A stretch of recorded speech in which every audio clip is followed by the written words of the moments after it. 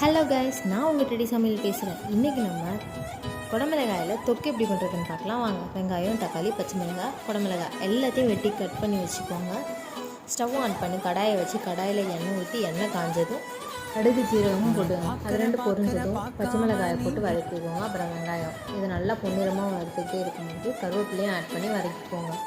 அப்புறம் அது நல்லா பொன்னிறமாக வதங்கினதும் தக்காளி ஆட் பண்ணி அது கூட கொஞ்சம் உப்பு கல்லுப்பு ஆட் பண்ணிக்கோங்க. ஏன்னா தக்காளி நல்லா வதங்குறதுக்காக. தக்காளியும் வதங்கினதும் கட் பண்ணி வச்சுருக்கிற குடமிளகாயை ஆட் பண்ணிக்கோங்க. ஸ்பூன் மிளகாய்த்தூள், 2 ஸ்பூன் சாம்பார் பொடி, 1.5 spoon coriander powder, 1 spoon garam masala, அப்புறம் லைட்டாக கொஞ்சம் மஞ்சத்தூள் ஆட் பண்ணிக்கோங்க. இதெல்லாம் ஆட் பண்ணிவிட்டு கொஞ்சமாக உப்பும் ஆட் பண்ணிக்கோங்க.